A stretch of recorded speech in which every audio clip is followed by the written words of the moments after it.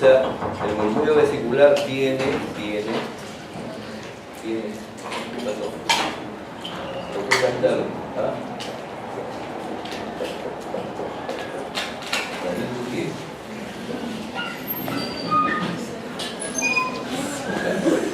Entonces,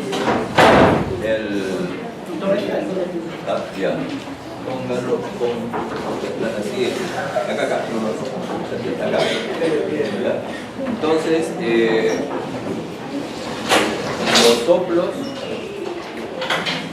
los soplos son una modificación del murmullo.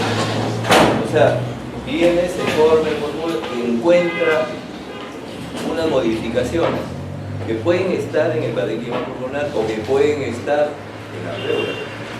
Y eso va a tener como consecuencia la presencia de un soplo. O sea, el soplo es la modificación del murmullo.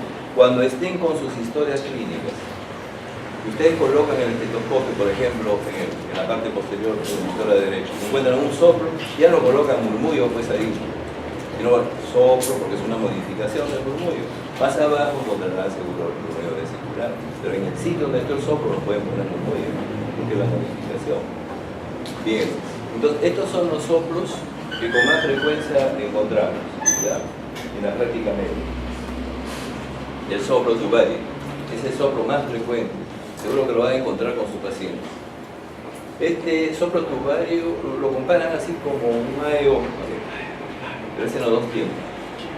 En los dos tiempos lo van a escuchar como les estoy haciendo, exacto. Entonces, dos tiempos, inspiratorio, expiratorio. Dicen que es intenso y resonante, hay que escucharlo. Elevado, agudo, timbre agudo, todas esas cosas, pero hay que escucharlo al soplo, ¿no?, para poder ver cómo es eso. Y después hay una característica especial del soplo tubario, que es irradia. Ningún soplo se irradia. No, se irradia por distintos sitios. Nosotros hemos tenido la oportunidad de encontrar en nuestro hospital soplos contralaterales. O sea, por ejemplo, la neumonía estaba acá, soplo contralateral. Por acá, contralateral. Eso es excepcional. No sé si estará en los libros de semiología, pero nosotros hemos encontrado ese tipo, ¿ya? O sea, contralaterales. Pero la característica especial del soplo tubario es que se varía, no está localizado. Para que se encuentre el soplo tubario es esencial que haya una condensación. Esencial que haya una condensación. No hay soplo tubario sin condensación. Pero algunos chicos les preguntan en el examen y bueno, se olvidan de la condensación cuando hablan de soplo tubario. Y la condensación tiene que tener características, le voy a poner acá.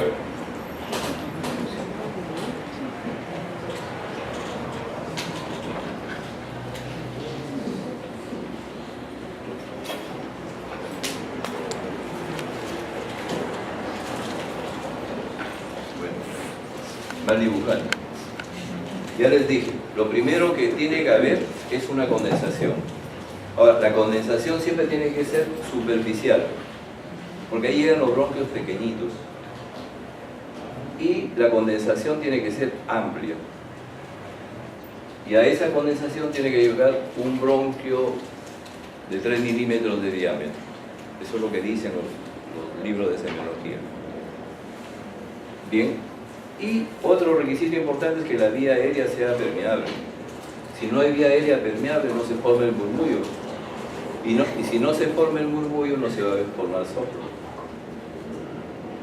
¿Quiénes lo hacen? Todos los que hacen condensación. O sea, a la cabeza están todas las neumonías.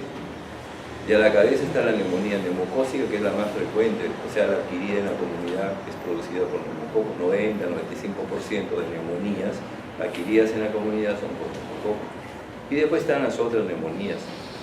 También la tuberculosis puede dar una especie de neumonía, una condensación, y puede dar soplos, también pueden encontrar en los pacientes tuberculosos. Entonces es esencial, no se olvide, de que haya condensación. ¿Bien?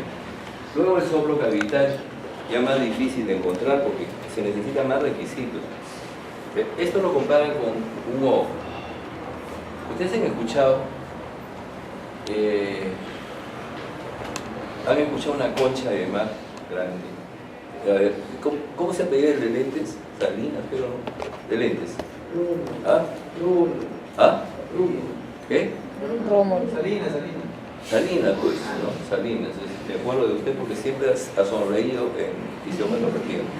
Pero está bien, es bueno conservar. Porque cuando mandan por el WhatsApp, ¿no dicen? Ponen una carita ahí sonriendo. Así amanezca, dicen. O sea, cuando uno va así con los pacientes, sonriendo, es fabuloso para los pacientes. Uno les da, conserve su buen humor. Ya lo conocen, no se preocupen. Entonces, el soplo cavitario es un soplo en O. El soplo en O se escucha, ya les dije, como una concha de mar. Lo colocan acá, claro, el aire penetra en la concha y resuena, ¿no? Es igualito. Acá también hay una cavidad donde entra el aire y produce una resonancia. Entonces va a tener estas características, 2 tiempos. El soplo cavitario es 2 tiempos, pero a predominio expiratorio. Lo van a escuchar. Después, otro de los datos, al dominio inspiratorio les he dicho, ¿no? Inspiratorio. Es bajo, grave o que da, es como la concha de mar, ¿no es cierto? Exactamente.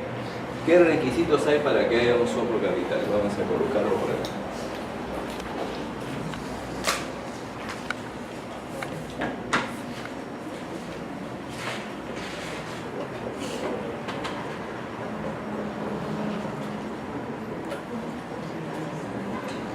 Esta es una cavidad. Para que haya soplo cavitario tiene que haber cavidad. Esta cavidad debe ser 4 a 6 centímetros de diámetro. 4 a 6 centímetros. Adentro de la cavidad no debe haber nada. Sus bordes tienen que ser lisos. Tiene que haber un bronquio chiquitito que llegue de 3 milímetros de diámetro. Tiene que haber una vía permeable, porque si no entra y sale el aire no se forma soplo. Entonces, muchísimos requisitos. Ya les dije tejido pericavitario, ¿no es cierto? Entonces, solo así se puede formar un soplo cavitario. ¿Dónde escuchamos más soplo cavitario nosotros en la práctica? En los pacientes con tuberculosis, en los pacientes que tienen una cavidad. Los tuberculosos son los que más vemos nosotros. Pero hay pacientes tuberculosos que pueden no tener las cavidades, pero no el tejido pericavitario, ni los requisitos. Entonces, lo vas a encontrar soplos ahí. Después, una característica muy especial que estaba olvidando del soplo cavitario es que está súper localizado. Usted no lo va a encontrar irradiado en un solo lugar. Se colocan en ese soplo que ahí está el soplo cavitario. Entonces, en primer lugar, TB. Después pueden ser quistes hidratídicos que se evacúan los quistes hidratídicos, la vómica que se llama. Y luego se queda la cavidad ahí, de repente se inflama la cavidad alrededor por un tejido pericavitario. Y se producen todos los requisitos para que haya soplo cavitario. Entonces puede haber, esto no es frecuente. Y después, en ciertas bronquiectasias, si ustedes leen su libro de semiología, en las bronquiectasias, saben que las bronquiectasias son tubulares y saculares. Vamos a colocarlas acá así. Hay unas que son así. Y bronquiectasia van a ver cualquier cantidad, pues pacientes que tienen TB han sido tratados como secuela de bronquiectasia, vienen por hemoptisis generalmente, o broncorrea. Entonces, estos pacientes así acumulan secreciones y después esto trasuda. Y forma como si fuera un tejido pericavitario, hay una cavidad como un tejido pericavitario. Podría haber soplo. Lo dicen los libros, yo no lo he escuchado, les estoy contando. No lo he escuchado. ¿Ya? Pero puede suceder. De repente lo encuentran. Puede ser. Entonces, soplo cavitario. Bien. Después, el soplo pleural. Es más difícil de encontrar todavía. El soplo pleural es un soplo en eje. Bien suavecito es. Bien suavecito y está localizado. Es expiratorio, no se olviden. Es expiratorio. Y es todo lo que dice acá, ¿no? Dulce, apagado, agudo, o sea, de baja tonalidad. Para que exista soplo pleural se necesita que haya derrame.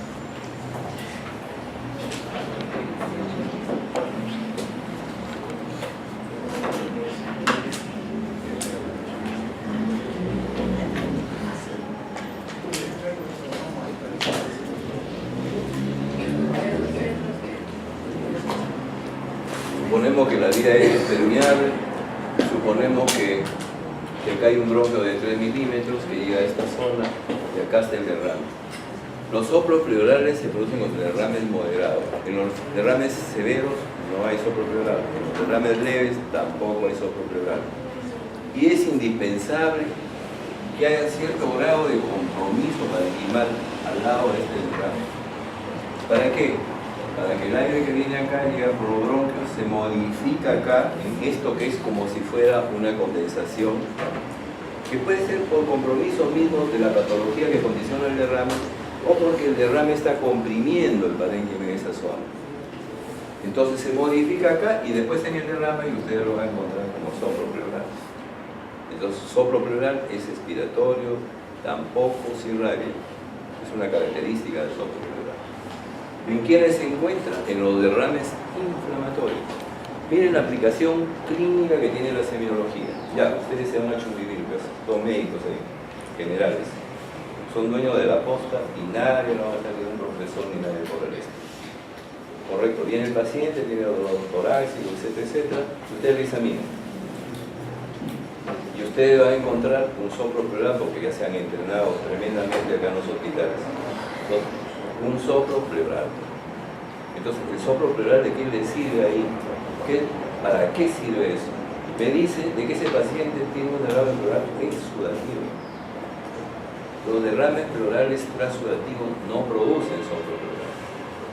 Ya, esto es una regla, no se olviden. Entonces yo me agarro de eso, no tengo placas, no tengo nada, ¿no?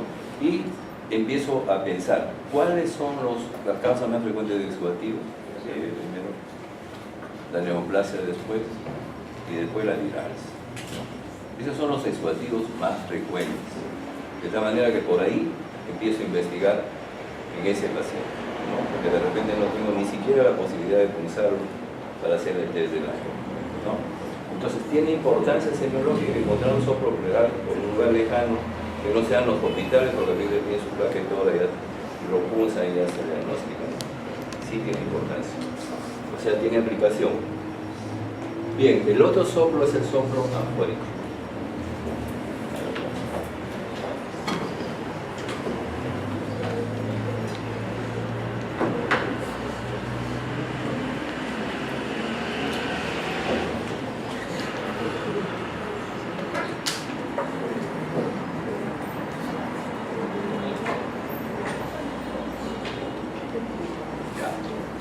El soplo anfórico es un soplo en A. Es un soplo que se ausculta en los dos tiempos. Ahí dice intenso, resonante, grave. ¿Cómo pueden comparar? La mejor forma de comparar, yo estoy seguro que los hombres de acá sobre todo lo han comparado muchísimas veces. Soplar una botella vacía, ¿no? La soplan, no tiene un sonido metálico. El sonido metálico de las botellas vacías, ¿lo han sentido alguna vez? ¿Lo han soplado? Es igualito a un soplo metálico. Ese sonido metálico es la mejor comparación que se puede dar del soplo anfórico, o sea, soplo metálico, ¿no? Estos soplos metálicos, que también son localizados y que están en los dos tiempos, se presentan generalmente en dos opciones. Cuando hay una cavidad, pero ya la cavidad es más de 6 centímetros, pero con todos los requisitos para el soplo cavitario. Todos los requisitos para el soplo cavitario quedan más de 6 centímetros. O cuando el paciente tiene un neumotórax.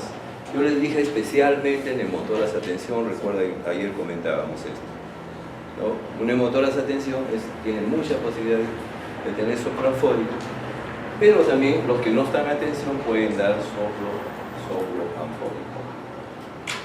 Correcto. Nuevamente diciéndoles también las cosas que son súper raras, ¿no? Y que dice el libro de semiologías que tienen ustedes. Las bronquiectasias también pueden dar soplo anfórico, por lo mismo que les dije el soplo cavitario, con la diferencia pues de que esta cavidad tiene que ser más grande. Está escrito en su libro de semiología, en su libro texto. Yo pensaba que no había, pero con un grupo de ustedes hace algunos semestres, en un paciente con bronquiectasia hemos encontrado un soplo anfórico. Bueno, yo una vez en mi vida he escuchado ese soplo anfórico con algún grupo de amigos. No es frecuente por ese caso. O sea, pues en toda la bronquiectasia de repente ustedes ponen el estetoscopio para buscar soplo afórico, pero no es frecuente encontrarlo, ¿ya? Bien, esa es una opción muy rara. Bien, pasamos. Esto es de cirrosis. Neumopatías, la cavidad con sus características. Esto es para los fines de comprender cómo se produce el soplo pleural. Que no es tanto comprender acá, ¿no? Porque mejor creo que lo he hecho en la pizarra, ¿no?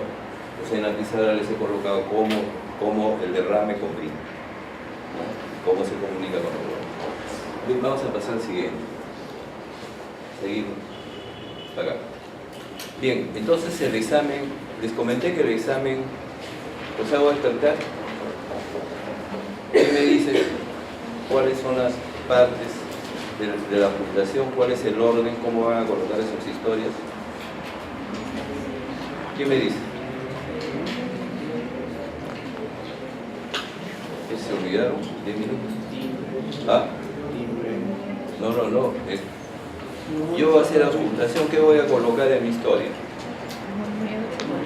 Murmullo. Alguien dígame, no les escucho. ¿Ah? Desinfección. Auscultación. Porque les acabo de Murmullo decir. vesicular. Ya estoy pensando que estoy muy malo comunicando. Murmullo vesicular, Soplos. Ruidos agregados. y al final, auscultación de la voz. Correcto. ¿Ya quedó fijado? ¿Sí? No. Bueno, espero que sí. Entonces, vamos a ver. Colocamos el estetoscopio, ya les dije, y vamos a escuchar el murmullo vesicular. Pero acá vamos a escuchar la voz. Como siempre, los que tienen estetoscopio me pueden ayudar colocándose el estetoscopio acá en el pecho. Los que tienen estetoscopio. Los que no, ya deben comprar pues, para ir a su clase de respiración. Acá. A ver, digan 30 por favor. Bueno, como quieran. Ya, pero digan. 33, 99, 91. Hay una discusión entre los médicos. ¿Ya? Pero ustedes lo que van a escuchar es lo siguiente. A ver, digan 33. ¿Quieren acá 33? 33 digan. 33. Y van a ver que el 33 se escucha en forma borrosa. Es borroso. Eso es normal. ¿Están normal ustedes o no? Ya, correcto. Eso es normal. ¿Ya? Eso es normal. Si ustedes este 33 que están escuchando ahí en su tórax, se encuentra intenso pero borroso siempre. Eso se llama broncofonía. ¿Qué? Broncofonía. La broncofonía traduce compromiso parenquimal. Traduce que hay consolidación en el parénquima pulmonar. Muchas veces no está tan consolidado. Por ejemplo, un paciente que tiene tuberculosis y tiene lesiones por acá puede haber broncofonía. No está tan consolidado, pero sí se puede presentar. En la neumonía puede haber broncofonía, con la condensación, mejor dicho. ¿No es cierto? Broncofonía. Luego, ustedes colocan el estetoscopio acá y dicen 33, escuchan 33, clarito. No, clarito, claro. Eso se llama pectoriloquia. Pectoriloquia. Y si le dicen al paciente días de como si estuviera hablando al oído, le escuchan 33, clarito, pero no muy intenso. Eso se llama pectoriloquia afro. La pectoriloquia se encuentra en todas las condensaciones. Todas las condensaciones. La pectoriloquia. Igualmente la pectoriloquia afro. Y muchas veces la pectoriloquia afro la pueden encontrar en el borde de los derrames, pero esos derrames que son de mediana intensidad. ¿Por qué? Porque presiona el parénquima pulmonar. Entonces, da como si fuera algo que esté consolidado en esa parte. Pectoriloquia afro, ¿no es cierto? Y por último, la egofonía. La egofonía es como decir, diga 33, le dicen al paciente. 33, o como estoy yo ahora con la gripe, ¿no? ¿Escuchan? 33, por la nariz tupida. Entonces, eso se llama egofonía. La egofonía se encuentra en el borde del derrame de mediana intensidad. Si yo estoy en Chumbivilcas y estoy suponiendo que un paciente tiene derrame, pongo mi estetoscopio y encuentro hipofonía en su derrame. Ni hablar. Encuentro soplo pleural, exudativo. Solo con la semiología. Les ayuda muchísimo eso. O sea, plegofonía casi siempre. Los médicos dicen que no hay nada absoluto en medicina, todo es relativo, pero casi siempre la egofonía se encuentra en los pacientes con derrame pleural moderado, no se olviden. Entonces, haciendo una recopilación, les vuelvo a repetir porque ustedes se olvidan, 5 minutos ya se olvidaron. El examen auscultatorio consta de auscultar el murmullo vesicular, auscultar los soplos que son modificación del murmullo vesicular, los ruidos respiratorios y al final la auscultación de la voz. Y con esto acaba su examen semiológico de respiratorio. No se olviden cuando hagan historia clínica, cuando sean internos, de hacer todo esto. ¿No han visto las historias de los servicios? Son incompletas. Todos los hospitales son parecidos. Ponen pum, de frente crepitanes. No es así el examen. Obvian una serie de pasos de la ocultación.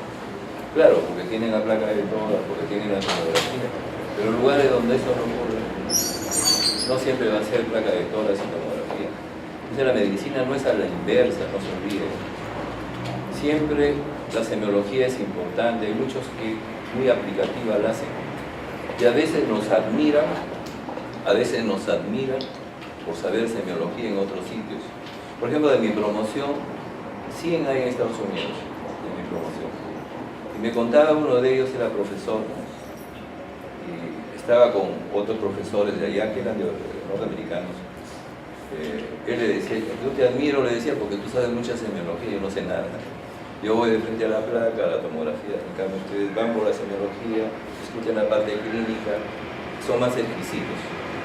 No hay que olvidarse de la semiología, procuren hacer todos los exámenes semiológicos de acuerdo a la metodología que les estamos haciendo en orden. Sean siempre ordenados, no se olviden. Muy bueno. Bien, ¿alguna pregunta quieren hacerme? Acabamos. Y la lista la tiene Trujillo.